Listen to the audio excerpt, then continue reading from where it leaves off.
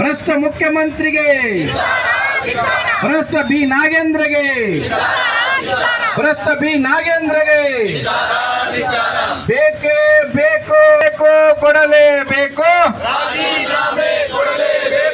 ಕೊಡಲೇಬೇಕು. ಭ್ರಷ್ಟ ಕಾಂಗ್ರೆಸ್ ಸರ್ಕಾರಕ್ಕೆ, ಭ್ರಷ್ಟ ಕಾಂಗ್ರೆಸ್ ಸರ್ಕಾರಕ್ಕೆ, ಕಾಂಗ್ರೆಸ್ ಸರ್ಕಾರಕ್ಕೆ.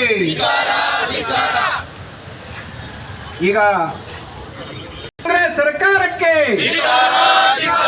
ಭ್ರಷ್ಟ ಕಾಂಗ್ರೆಸ್ ಸರ್ಕಾರಕ್ಕೆ, ನೀತಿಗಂಡ ಕಾಂಗ್ರೆಸ್ ಸರ್ಕಾರಕ್ಕೆ, ನೀತಿಗಂಡ ಕಾಂಗ್ರೆಸ್ ಸರ್ಕಾರಕ್ಕೆ, ವಾಲ್ಮೀಕಿ ನಿಗಮದ ಹಣ ಲೂಟಿ ಮಾಡಿದ ಕಾಂಗ್ರೆಸ್ ಸರ್ಕಾರಕ್ಕೆ, ವಾಲ್ಮೀಕಿ ನಿಗಮದ ಹಣ ಲೂಟಿ ಮಾಡಿದ ಕಾಂಗ್ರೆಸ್ ಸರ್ಕಾರಕ್ಕೆ, ಭ್ರಷ್ಟ ಮುಖ್ಯಮಂತ್ರಿಗೆ, ಭ್ರಷ್ಟ ಮುಖ್ಯಮಂತ್ರಿಗೆ ಕೊಡಲೇಬೇಕು, ಕೊಡಲೇಬೇಕು,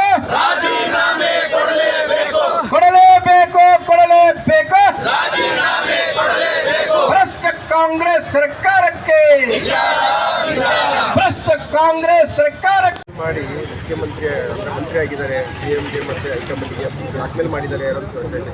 ಭ್ರಷ್ಟ ಇತಿಹಾಸ ಇರುವಂಥ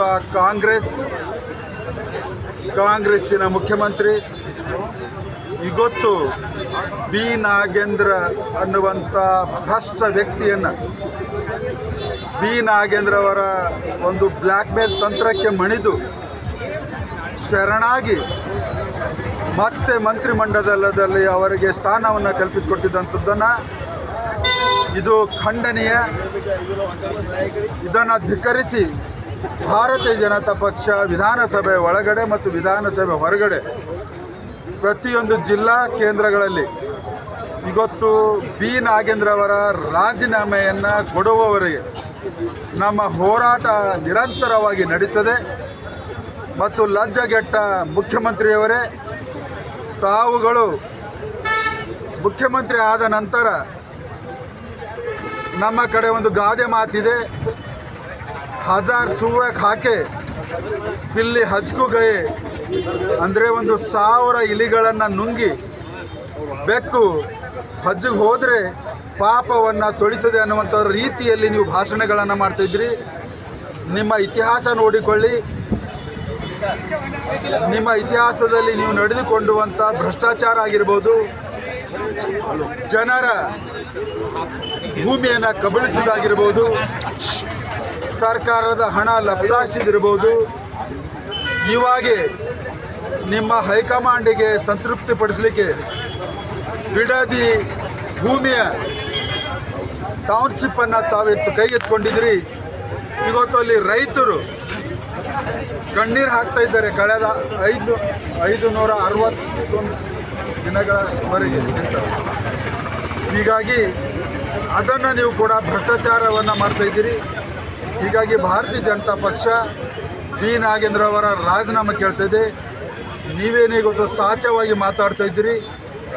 ಆ ರೀತಿ ಖಂಡಿತವಾಗಿಯೂ ನಾವು ಬಿ ನಾಗೇಂದ್ರ ಅವರ ರಾಜೀನಾಮೆವರೆಗೆ ನಮ್ಮ ಹೋರಾಟ ನಿರಂತರವಾಗಿ ನಡೀತದೆ.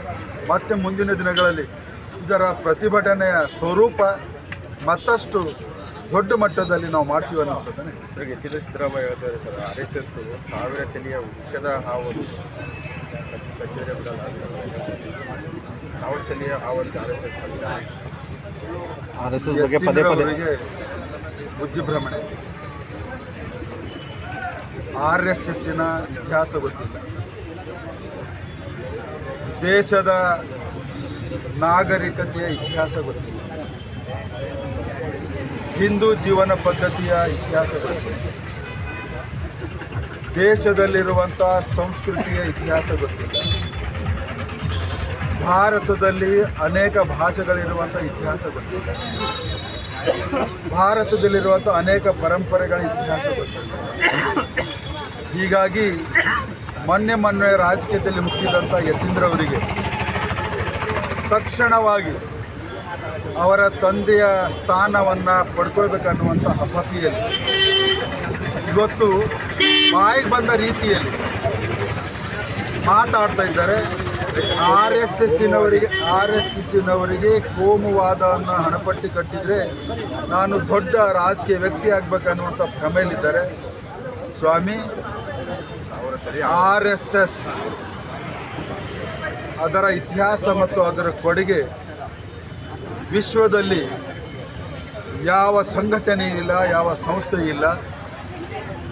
ನೀವೇನು ಆರ್ ಎಸ್ ಎಸ್ 1000 ತಲೆಯ ನಾಗರಹವ ಅಂತ ಇದ್ರಲ್ಲ, ಈ ದೇಶದಲ್ಲಿ 1000 ತಲೆಯ ನಾಗರ ಹಾವಿನ ವಿಷ ಇರುವಂಥ ನಿಮ್ಮ ತಲೆಗಳಿಗೆ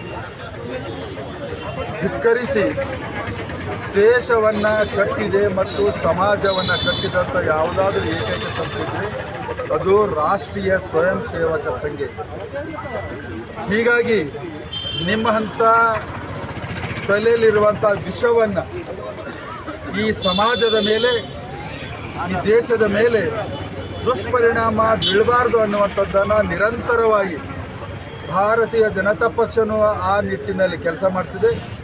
ಸಂಘವೂ ಕೂಡ ವ್ಯಕ್ತಿತ್ವ ನಿರ್ಮಾಣವನ್ನು ಮಾಡಿ ನಿಮ್ಮಂಥ ವಿಷಕಾರಿ ವ್ಯಕ್ತಿಗಳಿಗೆ ಮುಂಬರುವಂಥ ದಿನಗಳಲ್ಲಿ ಖಂಡಿತವಾಗಿಯೂ ಪಾಠವನ್ನು ಕಲಿಸ್ತದೆ ಅನ್ನುವಂಥದ್ದನ್ನು ಮುಂದಿನ ಚುನಾವಣೆಗಳು ನಿಮಗೆ ಹೇಳ್ತೇನೆ. Thank you sir.